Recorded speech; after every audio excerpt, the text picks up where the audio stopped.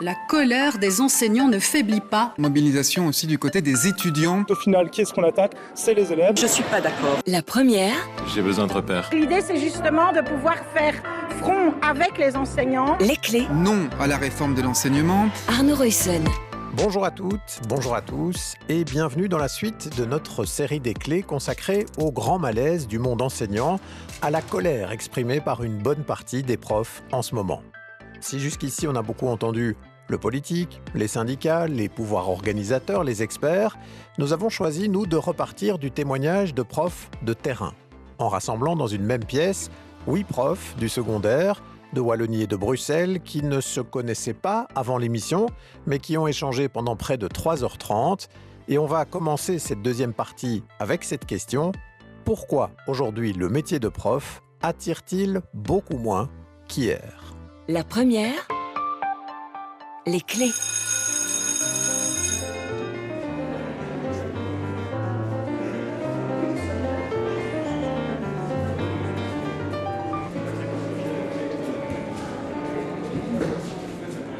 C'est un constat que nous avions déjà abordé brièvement dans notre épisode précédent. L'enseignement aujourd'hui attire beaucoup moins qu'hier. Sur les 10 dernières années, les inscriptions dans les filières pédagogiques ont baissé de près de 30%. Plusieurs baromètres révèlent aussi qu'un enseignant sur 3 environ hésite à quitter le métier, et on sait que beaucoup de jeunes enseignants jettent l'éponge dans les 5 premières années de leur pratique. Il faut dire que parfois, le début est rude. Écoutez par exemple ce que raconte Mathieu sur les défis qu'il doit gérer en tant que professeur en sciences économiques à Anderlecht.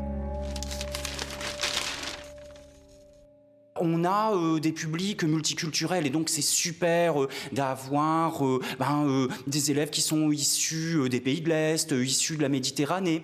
Mais la maîtrise du français, elle est moindre. Et donc en fait, il faut aussi leur apprendre à mieux maîtriser, à structurer le français. Et c'est très compliqué en étant dans des classes comme ça où ils sont nombreux, s'ils sont 27, ils sont 30 élèves, comment on fait le suivi? Et je reprendrai un élément qu'une de mes collègues, elle a déjà dit, c'est qu'en tout cas, on a des élèves qui ont besoin d'être accompagnés psychologiquement parce qu'ils ont des problèmes familiaux. Et donc, il y a énormément aussi d'éléments comme ça derrière. Donc, on nous demande, en tout cas pour que ça se passe mieux dans les classes, et parce qu'on se le dit, d'aller discuter individuellement avec les élèves, mais ça prend un temps fou. Et c'est vrai que des fois, on se dit, notre métier, c'est bien d'avoir ce contact.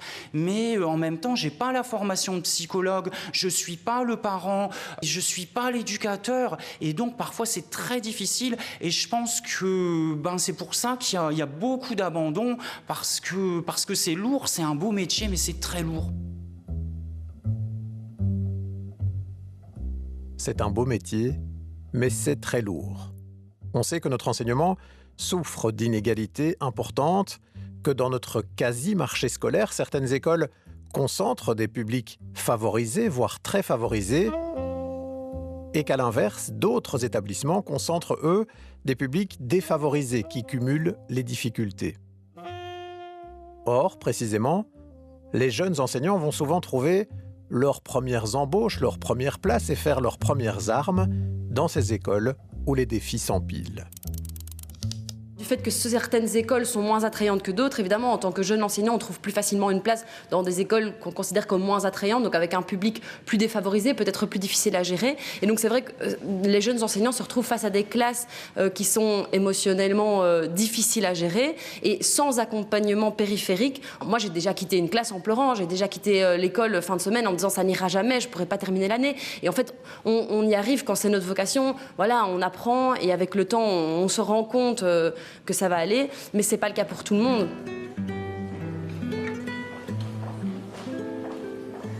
Sans compter le fait qu'au début, un jeune enseignant doit souvent bricoler un horaire sur plusieurs implantations, qu'il doit parfois faire plusieurs écoles sur une année au gré des remplacements. Pour les enseignants que nous avons interrogés, le CDI qui est envisagé pour les jeunes enseignants à l'avenir ne suffira pas à stabiliser le début de carrière si on ne travaille pas aussi sur ces problèmes de fond.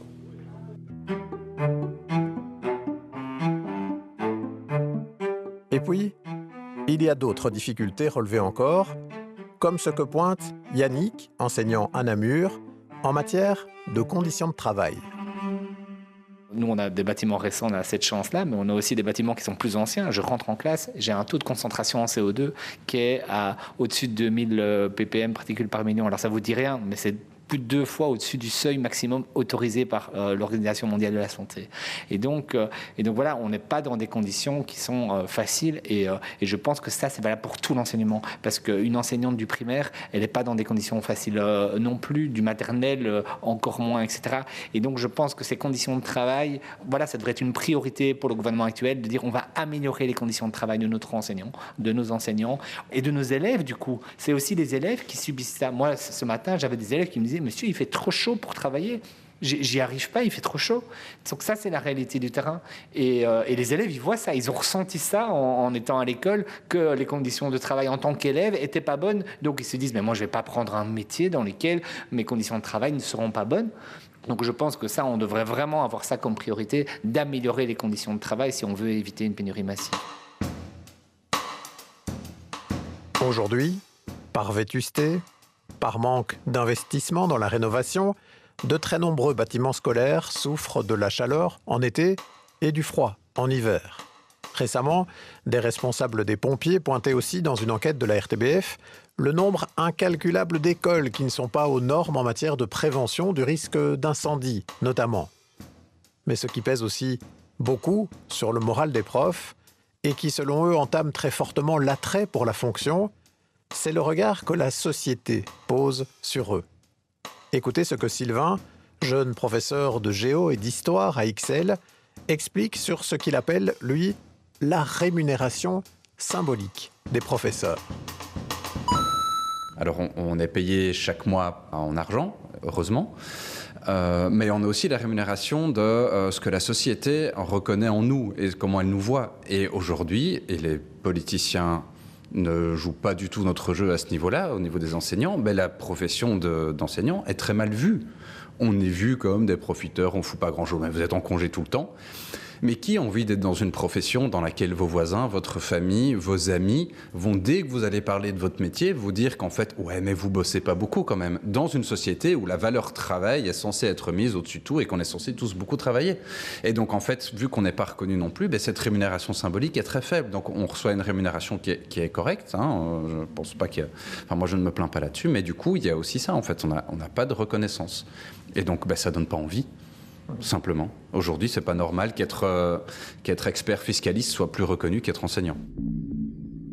Et en la matière, Johan, enseignant à Liège, estime lui que la façon dont les réformes actuelles sont expliquées par le politique, mais aussi la façon dont tout ce débat est médiatisé, concourt à construire une image négative des enseignants dans l'opinion publique.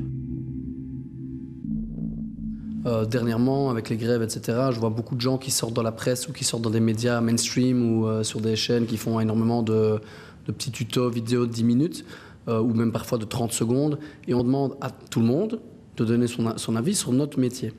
Et on leur donne la parole. Et en fait, tout le monde connaît un professeur, tout le monde a peut-être eu un professeur qui a posé problème et on ne regarde que la pointe de l'iceberg.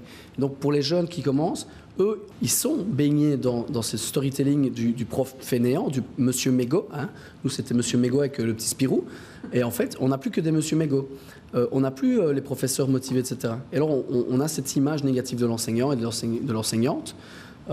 Et ça crée une pénurie.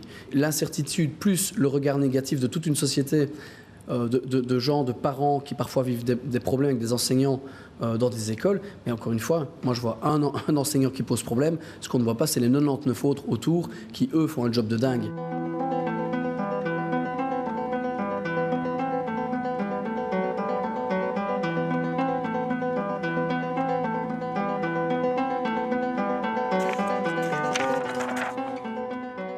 Ce qui ressortait aussi beaucoup dans les discussions, c'est le sentiment qu'aujourd'hui, être prof, dans une société où la captation de l'attention est devenue un enjeu économique central, renforcé évidemment par les nouvelles technologies, eh bien cela requiert énormément d'énergie.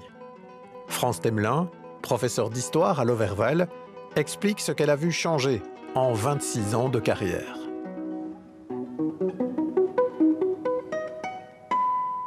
l'école qui, pendant peut-être des décennies au XXe siècle, a été le centre de la vie des enfants, des adolescents, ne l'est plus du tout.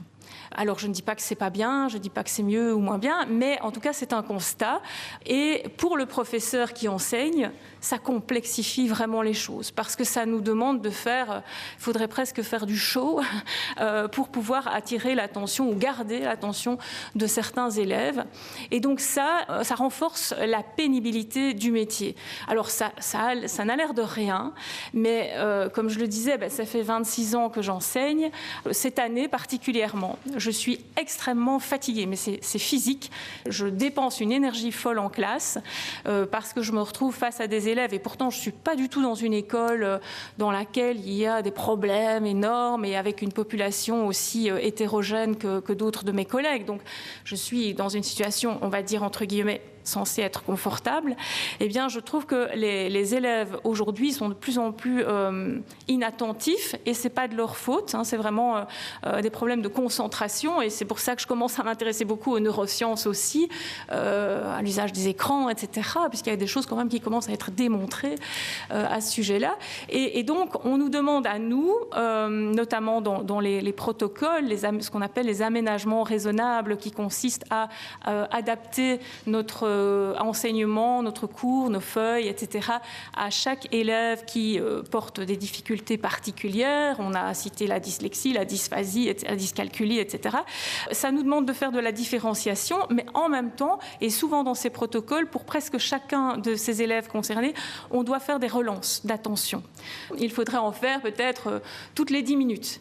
Mais donc, ça veut dire que toutes les 10 minutes, vous devez penser à Pierre, Paul et Jacques. Mais pendant ce temps-là, il y a Sarah, Olivier et Sophie qui font autre chose. Donc, vous devez les interpeller parce qu'elles parlent ou ils parlent aussi en même temps pour essayer de ramener l'attention. Et donc, vous faites une débauche d'énergie dans ces tentatives de maintien ou de captation de l'attention.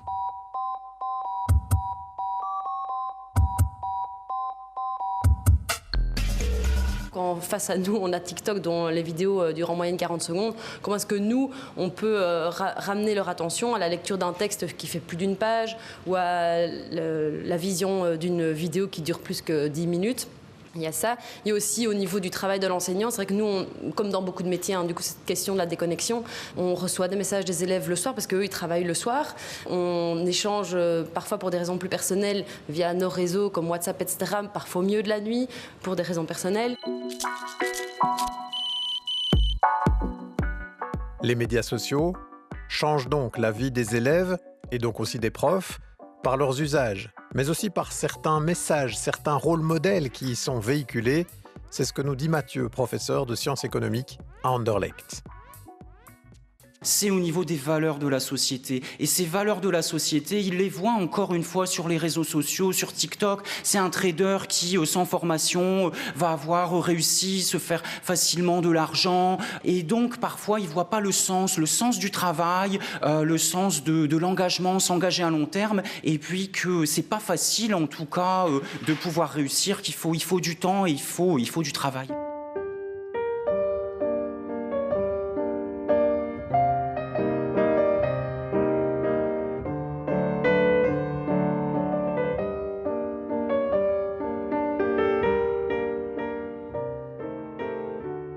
On touche là à un point plus philosophique, sans doute plus politique aussi. Qu'attend-on au fond de l'école dans une société? Les profs que nous avons reçus pour cette discussion se disaient tous attachés à une école publique, une école qui émancipe, qui participe à la démocratie. Et Aurélie, professeure de français, tenait d'ailleurs là-dessus à en revenir au décret même qui fonde notre école actuelle. Je suis enseignante, je m'appuie simplement, parce que je me suis inscrite quand même dans cette ligne qui figure dans le décret mission 97, moi j'ai embrayé là-dedans, le sens des mots, le sens de l'engagement. Il est quand même écrit dans ce décret mission, l'école, et donc ses enseignantes et ses enseignants, doit, je cite, préparer tous les élèves à être des citoyens responsables, capables de contribuer au développement d'une société démocratique, solidaire, pluraliste et ouverte. Démocratique, solidaire, pluraliste et ouverte. Mais voilà, elle estime aujourd'hui que la façon dont le débat démocratique fonctionne, que l'omniprésence du marchand dans notre société de consommation, que tout cela la met de plus en plus en difficulté par rapport aux valeurs qui ont fondé son engagement. Et Joanne, professeure à Verviers, partage en bonne partie son analyse. Je pense que c'est une évolution de la société qui va vers une dévalorisation du non-marchand, en fait. Et donc, l'enseignement fait partie de ce qui n'a pas l'air d'avoir de plus-value. Et on est dans ce groupe comme la culture, comme peut-être parfois la formation, où il n'y a pas nécessairement de plus-value en monnaie sonnante et trébuchante. Et donc, c'est cette évolution-là que je déplore. Et je pense que l'enseignement doit lutter contre ça, justement.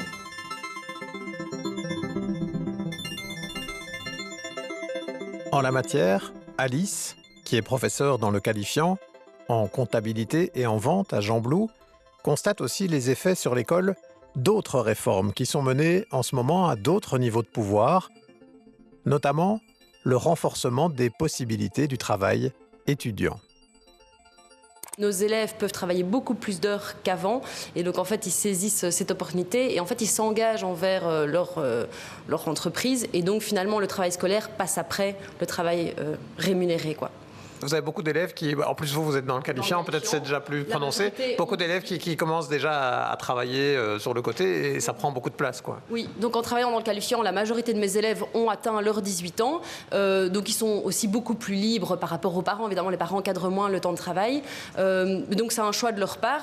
Dans mes classes, presque tous ont des jobs étudiants et pas seulement pendant les vacances, pas seulement pendant les week-ends, mais aussi sur des jours entre deux, le mercredi après-midi, le soir, et donc évidemment ça empiète sur leur temps de sommeil, ça empiète sur leur temps scolaire, c'est aussi une organisation mentale et en fait c'est tant mieux pour eux, ils ont des responsabilités mais finalement parfois ils osent pas dire non à leur job étudiant en disant je ne peux pas venir samedi, si ils y vont, quitte à travailler moins pour l'école, quoi.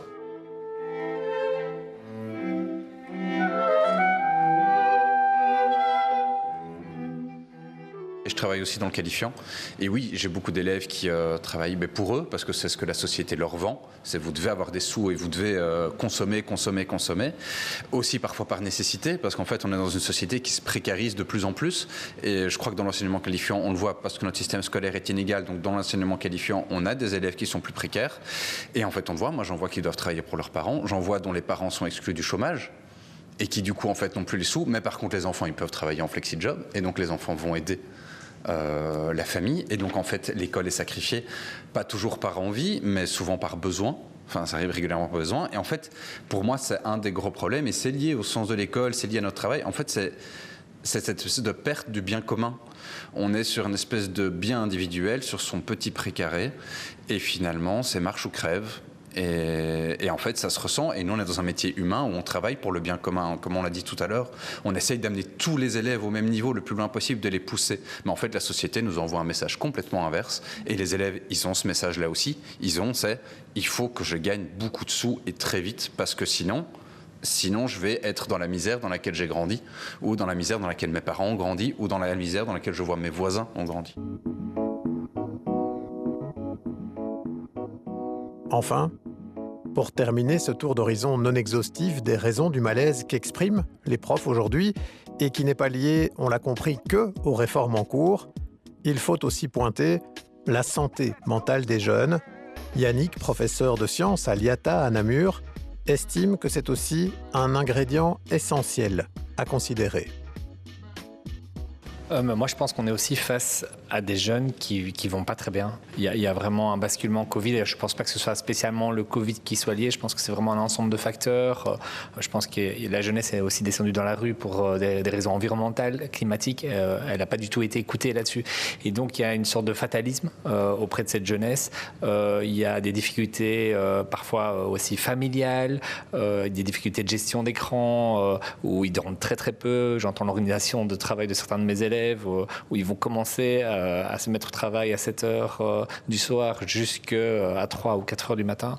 Et donc, on est face en fait à des élèves qui sont eux-mêmes en difficulté en fait. Et ça contribue énormément à notre charge de travail et à notre charge mentale. C'est difficile en fait de donner cours à des élèves qui vont pas bien, qui se cherchent, qui interrogent la société. Et qu'est-ce qu'on leur propose comme solution ? C'est de gagner de l'argent, c'est ce modèle économique où il faut réussir financièrement en fait. Donc ça, je pense que ça fait beaucoup de mal à l'enseignement de manière générale, aux élèves en premier lieu, mais aussi à tout l'enseignement.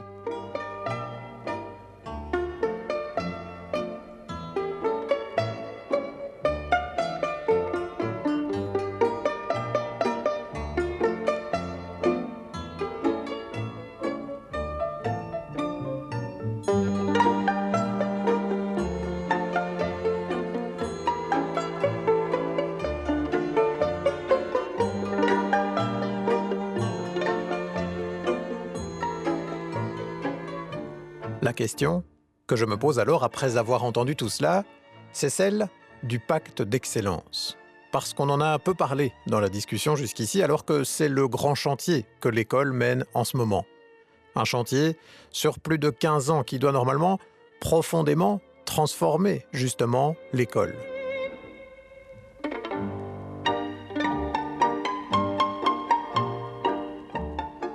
Les professeurs du secondaire, jusqu'ici, n'en voient pas encore beaucoup les effets puisque c'est seulement l'an prochain que les élèves qui ont bénéficié de l'enseignement réformé par le pacte arriveront en première secondaire.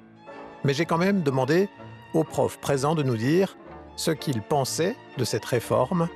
Réponse de Yannick, enseignant à Namur. Alors je pense que l'idée du pacte était excellente. Déjà, le statu quo n'était pas une option. On voit bien que dans l'enseignement, il y avait plein de choses à améliorer. Donc, l'idée de regrouper tout le monde autour de la table, les syndicats, les parents, différents acteurs politiques, les différents réseaux, je pense que ça faisait l'unanimité. Ils ont essayé de trouver des compromis en se disant, ben voilà, le but c'est quoi ? Le premier but du pacte, c'était de diminuer les inégalités, puisqu'on a un des enseignements les plus inégalitaires de toute l'OCDE. Et donc, je pense que les intentions du pacte étaient excellentes. Par exemple, de proposer un tronc commun, on voit bien que ça marche dans d'autres pays, parce qu'on sait que ce qu'on dit trop peu, c'est que l'école, elle a une fonction aussi de tri entre les élèves qui peuvent continuer leurs études et faire des études supérieures et des élèves qui doivent s'orienter vers des options qualifiantes ou professionnelles et qui ne peuvent pas continuer leurs études. Et donc l'idée, c'était de retarder ça pour diminuer les inégalités et de créer plutôt des vocations et de mettre en première, deuxième, troisième secondaire des cours techniques, des cours d'art, je ne sais pas moi, de l'électricité, de la menuiserie, etc., etc. Donc ça, c'était les intentions. Mais je pense que dans toute une série de mises en place, ça n'a pas été assez réfléchi en fonction de la situation réelle du terrain. En plus, la ministre ici et le gouvernement a rajouté toute une série de décrets, de changements, a imposé toute une série de choses en plus, alors que je pense que le pacte en lui-même était déjà une modification suffisamment importante de se concentrer déjà sur ce pacte pour essayer de le faire bien, plutôt que de multiplier les circulaires, les décrets, etc. Et donc voilà, je pense que la mise en œuvre de ce pacte, par contre, fait complètement défaut et qu'il est en train d'être complètement détricoté. Et donc on ne va pas du tout vers une diminution des inégalités dans l'enseignement, ce qui m'effraie et me révolte en fait.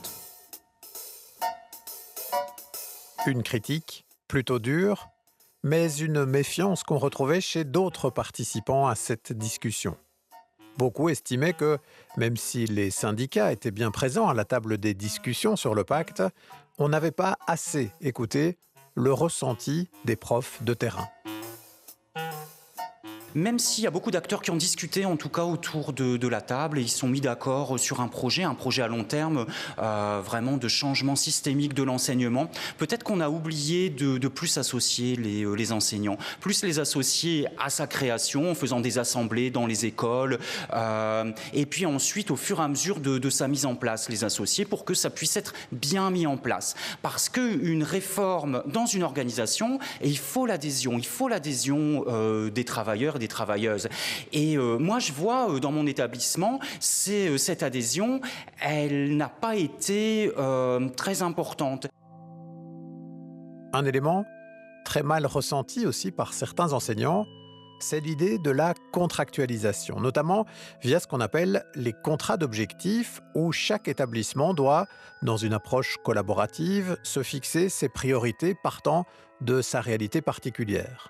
Et ces priorités, elles doivent coller, bien sûr, avec les objectifs généraux d'amélioration du système éducatif.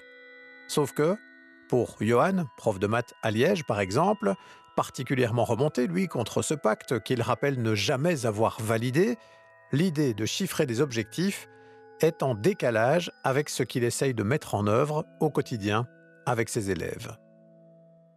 Alors moi, je suis prof de maths et mon contrat, c'est augmenter la réussite au C1D. Mais moi, je travaille avec de l'humain, je travaille avec des enfants, je travaille avec des élèves qui seront différents d'année en année, qui auront leurs problèmes, leurs forces et leurs faiblesses.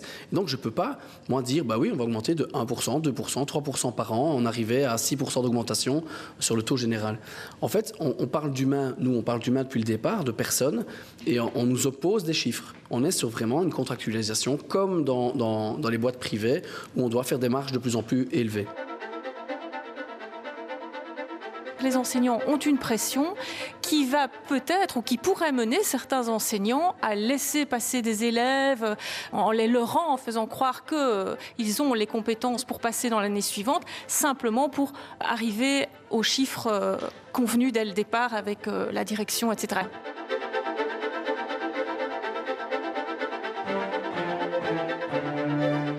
On sait que c'est un point de tension depuis le début. Une tension entre l'enjeu politique et sociétal de pouvoir fixer des objectifs à l'école et des enseignants qui disent, eux, qu'on ne leur fait pas assez confiance pour discerner au mieux comment aider leurs élèves. Dernier élément, tous les profs que nous avions rassemblés s'inquiétaient d'une surcharge administrative liée au pacte, notamment dans toute la préparation des objectifs, avec, en parallèle, nous disait Alice, un manque de temps consacré dès lors à la formation, une formation pourtant nécessaire pour la mise en œuvre du pacte. Moi, ça fait 6 ans que je suis dans l'enseignement. Les 3 premières années, j'ai travaillé à l'élaboration de ce contrat d'objectifs au sein d'une école et puis j'ai changé d'école. Donc aujourd'hui, je dois travailler sur un contrat d'objectifs que je n'ai pas établi. Encore, bon, les profs travaillent de concert, donc c'est pas le pire. C'est plutôt ce qui me frappe, c'est que ça fait 6 ans que j'ai des journées de formation et que ça fait 6 ans que je n'ai pas suivi de formation, puisqu'en fait, je travaille à rédiger des documents pour dire si oui ou non on va atteindre ces objectifs. Sauf que pendant ce temps-là, nous, on n'a pas le temps de se former réellement.